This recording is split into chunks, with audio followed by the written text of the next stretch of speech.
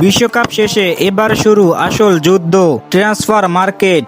Real Madrid আর Barcelona 2026-27 transfer window, দোনো ক্লাবই স্কোয়াডে বড় পরিবর্তন আনছে।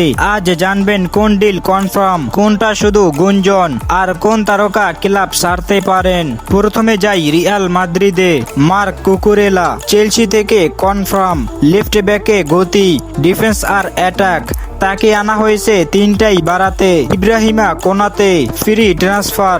মিলিতার সঙ্গে শক্তিশালী সেন্টার ব্যাক জুটি গড়াই রিয়ালের লক্ষ্য। বার্নার্দো সিলভা ম্যানচেস্টার সিটি থেকে মাঝমাঠে সৃজনশীলতা আর অভিজ্ঞতা বাড়াতেই এই সাইনিং। ড্যানজেল ডামফ্রিজ রাইট ব্যাকে শক্তি ও আক্রমণাত্মক রান বাড়ানোর জন্য। রদ্রিগোকে নিয়ে প্রিমিয়ার লিগে আগ্রহ রয়েছে। বড় অফার এলে রিয়াল মাদ্রিদ কথা ভাবতেও পারে। ভিনিসিয়াসকে নিয়েও সৌদি ক্লাবগুলোর গুঞ্জন আছে।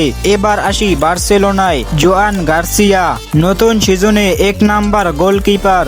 রুনি বার্দোগোজি ভবিষ্যতের উইং তারকা হিসেবে দীর্ঘ মেয়াদী বিনিয়োগ। সবচেয়ে বড় গুঞ্জন হুলিয়ান আলভারেজ। বার্সা তাকে দলে আনতে জোর চেষ্টা চালাচ্ছে, তবে ডিল এখনো কনফার্ম নয়। অ্যান্থনিও গর্ডন বার্সার সবচেয়ে আলোচিত নতুন সাইনিং।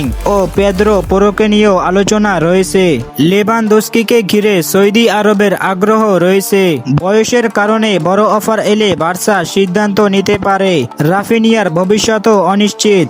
ভালো প্রস্তাব পেলে ক্লাব তাকে বিক্রি করে নতুন স্টার আনতেও পারে।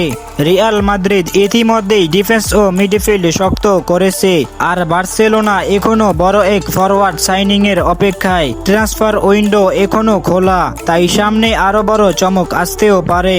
আপনার মতে এই ট্রান্সফার উইন্ডোতে কে জিতবে, রিয়াল মাদ্রিদ নাকি বার্সেলোনা?